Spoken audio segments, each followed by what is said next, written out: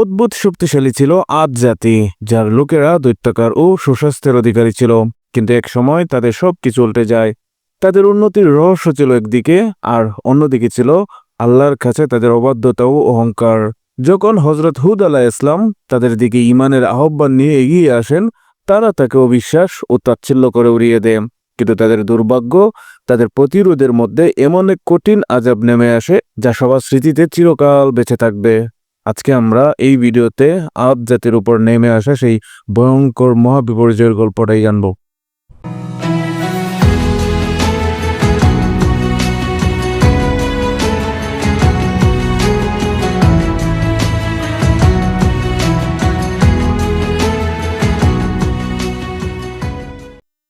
হযরত হুদ আলাইহিস ইসলাম আদ জাতির নিকট প্রেরিত হলো।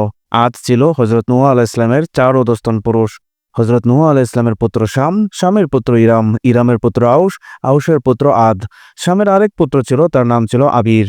আবিরের পুত্রের নাম ছিল সামুদ। আদ ও সামুদের বংশাবলী ক্রমশ বিস্তৃতি লাভ করে। পরবর্তী সময় আদ ও সামুদের নামে তাদের বংশাবলীর নামকরণ করা হয় কৌমে আদ ও কৌমে সামুদ। পবিত্র মেরাজে আদ ও সামুদ সম্প্রদায়ের প্রতি আল্লাহর নির্দেশনাবলীর কথা উল্লেখ আছে। কৌমে আদ পারস্য উপসাগরের অববাহিকায় অবস্থিত ওমান থেকে লোহিত সাগরের প্রান্তে হাজরামত ও ইয়েমেন পর্যন্ত বিস্তীর্ণ এলাকায় কয়েক শত বছর আধিপত্য বিস্তার করেছিল। তারা চার দেবতার পূজা অর্চনা করত। এক নম্বরের দেবতার নাম ছিল শাকিয়া, যাকে তারা দৃষ্টিদানকারী, ফসলদানকারী ও অর্থদানকারী দেবতা বলে শ্রদ্ধা করত। দ্বিতীয় হলো হাফিজা, যাকে বিপদ মুক্তি, রোগ মুক্তি ও অমঙ্গল থেকে মুক্তিদানকারী বলে বিশ্বাস করত। তিন নম্বরে ছিল রাধিকা। এ দেবতাকে তারা অন্নদানকারী, শান্তিদানকারী ও পরকালে মুক্তিদানকারী দেবতা বলে সম্মান করত। চতুর্থ ছিল সালিমা, যাকে স্বাস্থ্যদানকারী, শক্তিদানকারী এবং যুদ্ধে বিজয়দানকারী বলে মনে করে তারা এ দেবতারও পূজা করত। আল্লাহ তাআলা হযরত হুদ আলাইহিস ইসলামকে আদ জাতির হেদায়েতের জন্য তাদের নিকট নবী হিসেবে প্রেরণ করেন। হযরত হুদ আলাইহিস ইসলাম ছিলেন আদ বংশীয় লোক। আল্লাহ তাআলা পবিত্র কুরআনে একথা উল্লেখ করেন। তিনি কওমকে যখন হেদায়েতের দাওয়াত দিলেন, তখন তারা নবীর কথা শুনে ঠাট্টা বিদ্রুপ আরম্ভ করে দিল। তারা নবীকে বলল, তুমি আল্লাহর বিশেষ দূত হিসেবে আমাদের হেদায়েত করতে এসেছো, তার প্রমাণ কি? যদি তুমি নবী হও তাহলে উপযুক্ত প্রমাণ দাও। নবী তাদেরকে বললেন, আল্লাহ তাআলা মানব জাতির মুক্তি ও কল্যাণের নিমিত্তে যুগে যুগে নবী রাসূলদেরকে প্রেরণ করে থাকেন। তাদের কাজে ও কথায় কোনো ব্যক্তিগত স্বার্থ থাকে না। আল্লাহ তাআলা প্রদত্ত দায়িত্ব পালন করাই তাদের প্রধান কর্তব্য। যখন কোনো কওম নৈতিকতা ও ধর্মের ক্ষেত্রে অমনোযোগী হয়ে পড়ে এবং চরম উশৃঙ্খলতার অনুসারী হয়, তখন সে কওম ও জাতির পথের দিশা হিসেবে নবীগণের আবির্ভাব ঘটে। তখন জাতি তার প্রতি আত্মসমর্পণ করে দিনে হক কবুল করলে আল্লাহ জাতিকে নাজাত দেন।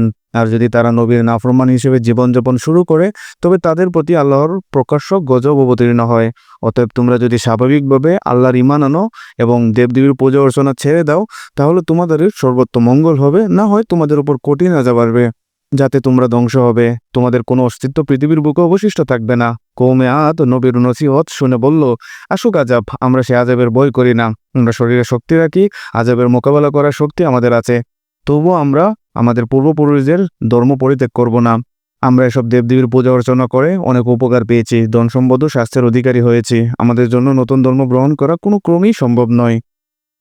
আদ জাতির লোকেরা ছিল অত্যন্ত শক্তিশালী ও দীর্ঘকায়। তাদের মধ্যে ঊর্ধ্বে 400 গজ পর্যন্ত লম্বা মানুষ ছিল। তাদের বেটেদের উচ্চতা ছিল 70 গজ। তারা 2-3 জনে একত্রিত হয়ে ছোট ছোট পাহাড় উল্টিয়ে ফেলতে পারত। পাহাড়ের উপরে দাঁড়িয়ে যদি পা দিয়ে আঘাত করত, তাহলে পাথরের মধ্যে পা গেড়ে যেত। যে কোনো গাছপালা উপড়িয়ে ফেলা ছিল অত্যন্ত সহজ কাজ। তারা সেচ দ্বারা কৃষি কাজ করত। এজন্য পানি রক্ষণের উদ্দেশ্যে তারা নদীর ন্যায় বড় বড় জলাশয় তৈরি করে রাখত। বর্ষা মৌসুমে সেখানে পানি জমা হতো। সারা বছর সে পানি সেচ করে কৃষিকাজ করত। তখনকার দিনে আল্লাহ তাআলা অল্প দিনে ক্ষেত খামারে বহুগুণ ফসল দান করতেন। ক্ষেতে গম বীজ বপন করলে 15 দিনের মধ্যেই গম পেকে যেত। আঙ্গুর, বেদানা, আনার, আপেল ইত্যাদি জাতের ফলের গাছ রোপণ করার 2-3 মাস পরেই পাকা ফল পাওয়া যেত। মানুষের অর্থনৈতিক অবস্থা ছিল খুবই সচ্ছল, কোনো অভাব অভিযোগ তাদের ছিল না। শারীরিক অবস্থা ছিল খুবই ভালো, রোগ ব্যাধি আদৌ ছিল না বললেই চলে। কওমে আদ যখন নবীর দাওয়াত অগ্রাহ্য করল, তখন নবী তাদের জন্য বদদোয়া করলেন। আল্লাহ তাআলা নবীর বদদোয়া কবুল করে একাধারে 300 বছর যাবৎ বৃষ্টি বন্ধ করে দিলেন। এতে তাদের তৈরি করা সমস্ত ঝিল নদী শুকিয়ে গেল। ফলে ফসল উৎপাদন বন্ধ হলো। তখন জাতির উপর নেমে আসলো ভীষণ দুর্ভিক্ষ। অনাহারে অর্ধাহারে মানুষ দিন কাটাতে লাগলো। বড় বড় পালোয়ানদের শরীরের শক্তি হ্রাস পেতে থাকলো। রাস্তাঘাটে মানুষের লাশ পড়ে থাকতে দেখা গেল। বৃদ্ধা ও শিশুরা অধিক হারে মৃত্যুবরণ করতে লাগলো। সারা দেশময় ভীষণ হাহাকার আরম্ভ হয়ে গেল। মানুষ গাছের পাতা ও অখাদ্য কুখাদ্য খেয়ে জীবন ধারণের চেষ্টা আরম্ভ করলো। আদ জাতির মধ্যে 70টি গোত্র ছিল। এই 70টি গোত্রের মধ্যে মোট লোক সংখ্যা ছিল লক্ষাধিক। তাদের মধ্য থেকে মাত্র 70 জন মানুষ নবীর দাওয়াত কবুল করে মেহমান হয়েছিল। এই 70 ব্যক্তি একদিন নবীর নিকট আরজ করে বলল যে, হে আল্লাহর নবী, দেশব্যাপী যেভাবে দুর্ভিক্ষের করাল ছায়া নেমে আসছে, তাতে আমরাও আমাদের আপনজনেরা কেউই রেহাই পাবো বলে মনে হয় না। অতএব আপনি দোয়া করুন আল্লাহ তাআলা যেন এবারের জন্য এই গজব 70 উঠিয়ে নেন। আমরা জাতিকে হেদায়েতের পথে আনার জন্য আরও একবার আপ্রাণ চেষ্টা করে দেখব। নবী উম্মতের আবেদনের পরিপ্রেক্ষিতে আল্লাহর দরবারে দোয়া করলেন। আল্লাহ তাআলা নবীর দোয়া কবুল করে বৃষ্টি দিয়ে পুনরায় ফসল উৎপাদনের ব্যবস্থা করলেন, যাতে করে দেশের সকল মানুষ স্বস্তির নিঃশ্বাস ত্যাগ করে সুখে স্বাচ্ছন্দ্যে জীবনযাপন করতে আরম্ভ করে। নবী তাদের নিকট দ্বীনের দাওয়াত পেশ করলে তারা পূর্বের ন্যায় নবীর প্রতি দুর্ব্যবহার করে এবং পরিষ্কারভাবে বলে দেয় যে তারা কোনো দিনই দাওয়াত গ্রহণ করবে না। নবী বারবার তাদের নিকট দাওয়াত পেশ করেন এবং আল্লাহর আযাবের ভীতি প্রদর্শন করেন, কিন্তু তারা কোনো ক্রমেই নবীর প্রতি ঈমান আনল না। বরং কওমে আদের কতিপয় লোক নবীকে হত্যা করার ষড়যন্ত্রে লিপ্ত হলো। তারা কথাবার্তা ও আলাপ ব্যবহারের মাধ্যমে তাদের উদ্দেশ্য অনেকটা প্রকাশ করল। নবী তাদের আচার আচরণ দেখে আল্লাহর দরবারে আশ্রয় প্রার্থনা করলেন। আল্লাহ তাআলার তরফ থেকে নবীকে জানিয়ে দেওয়া হলো, হে নবী, আপনি আপনার 70 জন উম্মতকে নিয়ে শহর থেকে বেরিয়ে যান এবং পাহাড়ের এক গুহায় গিয়ে আশ্রয় নিন। আমি অতি শীঘ্রই কওমে আদের উপর ঝড় ও বন্যার আযাব প্রেরণ করছি। আর এই কথা নবী কওমের নিকট একবার জানিয়ে দিলেন। কওমের লোকেরা নবীর কথায় আস্থবান হলো না। তারা বলল, হে হুদ আলাইহিস সালাম, তোমার আল্লাহ ও ঝড় বন্যার আযাব পাঠিয়ে আমাদেরকে দুর্বল করতে পারবে না। আমরা সে কৌশল ঠিক করে রেখেছি।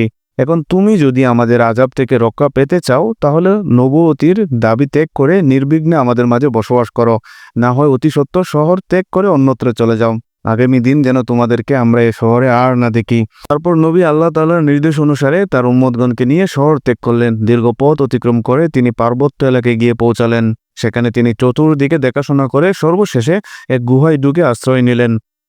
নবীর উপর অত্যাচার আল্লাহ কখনোই সহ্য করেন না, তাই তিনি কওমে আদের কার্যকলাপের জন্য তাদের উপর গজব চাপিয়ে দিলেন। আল্লাহ তাআলা ফেরেশতাদিগকে হুকুম দিলেন, কিয়ামতের দিন সিংহা ফুঁকে সৃষ্ট জ্বরের সামান্য নমুনা কওমের উপর ছেড়ে দাও। ফেরেশতাগণ আল্লাহ তাআলার এই হুকুম পেয়ে সেজদায় পড়ে কান্নাকাটি আরম্ভ করলেন এবং বিনয়ের সঙ্গে বললেন, হে পরওয়ারদিগার, আপনি যতটুকু বাতাস প্রবাহের আদেশ দিয়েছেন, তাতে পৃথিবীতে মুহূর্তের মধ্যে কয়েক লক্ষ বার প্রলয় ঘটে যাবে। কারণ এখন পৃথিবী অত্যন্ত ছোট। কিয়ামতের দিন পৃথিবীকে অনেক বড় করা হবে। তখন সিংহার সুরের প্রবল বাতাস সহ্য করার মতো যোগ্যতা প্রদান করা হবে পৃথিবীকে। কিন্তু আজকের এই পৃথিবী উহার লক্ষ ভাগের 1 ভাগ সহ্য করার ক্ষমতা রাখে না। অতএব আপনি দয়া করে এ সংকট আসান করে দিন। ফেরেশতাদের আবেদনের পরিপ্রেক্ষিতে আল্লাহ তাআলা একটি গরুর নিঃশ্বাসের বরাবর বাতাস প্রবাহের আদেশ দিলেন।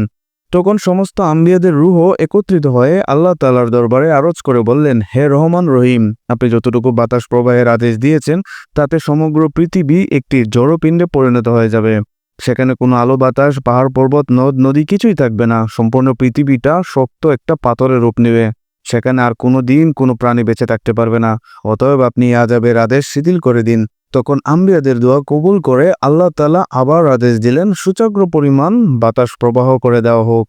ফেরেশতাগণ আল্লাহ তাআলার শেষোক্ত আদেশ কার্যকরী করার লক্ষ্যে 7 দিন পূর্বে আকাশে লাল, কালো, হলুদ রঙের মেঘের সমাবেশ করলেন। প্রবাহিত নদ নদীর পানি স্থির করে দিলেন। চলমান সাধারণ বাতাসের গতি রুদ্ধ করলেন। এ অবস্থা দেখে কওমে আদের লোকেরা বিশ্বাস করল যে আল্লাহর আযাব অতি সন্নিকটে। তখন তারা স্ত্রী, পুত্র, পরিজন নিয়ে বিভিন্ন পাহাড়ের গুহায় আশ্রয় নিল। যখন আরও সময় অতিবাহিত হলো, তখন তারা সারা পৃথিবী অন্ধকারাচ্ছন্ন দেখতে পেল। কওমে আদ এ অবস্থা দেখে কিছুটা ভীত হলো এবং তারা পাহাড়ি এলাকায় গিয়ে নিজ পুত্রদেরকে মাঝখানে রেখে চতুর্দিকে যুবকেরা ব্যারিকেড সৃষ্টি করে দাঁড়ালো। তারপর পা দিয়ে পাথরের উপর বারবার আঘাত করে হাঁটু পর্যন্ত গেড়ে দাঁড়ালো, যাতে কোনো বাতাস যেন তাদেরকে স্থানচ্যুত করতে না পারে। নির্দিষ্ট দিনে আল্লাহর আযাব জমিনে পৌঁছল। প্রবল জ্বর আরম্ভ হলো। গাছপালা, ঘর বাড়ি প্রথমেই নিঃশেষ হয়ে গেল। তারপরে উঁচু উঁচু পাহাড়গুলো ভেঙে ভেঙে আকাশে উড়তে আরম্ভ করলো। তাতে সমস্ত গুহার আবরণ ও ছাদ ধ্বংস হয়ে গেল। ফলে বাতাস মানুষগুলোকে আকাশে উড়িয়ে নিয়ে গেল এবং সেখানে একজনের সাথে অন্যজনের প্রবল আঘাত দিয়ে ধ্বংস করে দিল। 3 দিন পর্যন্ত মানুষ, গাছ ও পাহাড় শুধু বাতাসের উপর বেশে বেশে একে অপরকে প্রচণ্ডভাবে আঘাত করছিল। 3 দিন পরে জ্বর থেমে গেল। তখন আকাশ থেকে মানুষের লাশ, গাছ ও পাহাড়ের ভগ্নাংশ মাটিতে পতিত হলো। মানুষের লাশগুলো দেখতে উপড়ানো শিকড়যুক্ত খেজুর গাছের ন্যায় এলোমেলোভাবে যেখানে সেখানে পড়েছিল। পবিত্র পুরাণে দৃশ্যটি এভাবেই উল্লেখ করা হয়েছে। এ বাতাস প্রবাহে নাস্তিক ও ধর্মদ্রোহীদের দল প্রায় সবই ধ্বংস হয়ে গেল। যারা নবীর উপর কিছুটা আস্থাশীল ছিল তারা অধিকাংশই রক্ষা পেল। কথিত আছে একদল ইমানদার ব্যক্তি ওই সময় উক্ত এলাকার এমনভাবে নিরাপদে ছিলেন তারা কিছুই জানতে পারেনি। তাদের কাপড়ের আঁচল পর্যন্ত বাতাসে ওড়েনি। 3 দিন পরে যখন নবী কওমের নিকট ফিরে আসলেন তখন জীবিত উম্মতেরা সারা দেশের পরিস্থিতি ও দৃশ্য দেখে অবাক হলো। তারা আর কাল বিলম্ব না করে নবীর নিকট দ্বীনের পরিপূর্ণ সবক গ্রহণ করলেন। এ সবক যারা গ্রহণ করেছিল তারা খাঁটি ইমানদার হিসেবে পৃথিবীর বুকে ইসলামী রাষ্ট্র পর্যন্ত কায়েম করতে সক্ষম হয়েছিল। হযরত হুদ আলাইহিস সালামের ইন্তিকালের পরে 100 বছর পর্যন্ত এই ইসলামী রাষ্ট্র কায়েম ছিল। হযরত হুদ আলাইহিস সালাম 400 বছর জীবিত থেকে কওমকে হেদায়েত করেছেন। হযরত হুদ আলাইহিস সালামের ইন্তিকালের পরে কয়েক লক্ষ মানুষ তার জানাজা নামাজ আদায় করে পরম ভক্তি সহকারে তার দাফন কার্য সম্পন্ন করেন। হযরত হুদ আলাইহিস সালাম নবুয়তির দায়িত্ব পালনে যতখানি সফলতা লাভ করেছিলেন তা নজিরবিহীন। বিনা যুদ্ধে ও বিনা রক্তপাতে এতখানি সফলতা অর্জন করা অন্য কোনো নবীর জীবনে দেখা যায়নি। এই ছিল সেই ভয়ঙ্কর বিপর্যয়ের গল্প, যা আদ জাতির অহংকার ও অবদ্ধতার এক মর্মান্তিক পরিণতি। হযরত হুদ আলাইহিস সালামের কঠিন দাওয়াত ও সতর্কতার পরেও তাদের নাফরমানির ফলে আল্লাহর আযাব তাদের ধ্বংস করে দিয়েছিল। এটি আমাদের শেখায় যে কোনো জাতি যদি আল্লাহর প্রতি ফিরে না আসে তবে তাদের ধ্বংস অনিবার্য। এই কাহিনীর মধ্য দিয়ে আমাদের শিক্ষা নিতে হবে যে অহংকার ও তাচ্ছিল্য কখনোই শুভ ফল বয়ে আনে না। আসুন আমরা আমাদের জীবনে সততা, ঈমান ও আল্লাহর প্রতি আনুগত্য প্রতিষ্ঠিত রাখি, যেন কোনো বিপর্যয়ের সম্মুখীন না হতে হয়। আল্লাহ আমাদের সবাইকে সঠিক পথ প্রদর্শন করুন। আমিন। পরবর্তী ভিডিওতে আবারও দেখা হবে। আল্লাহ হাফেজ।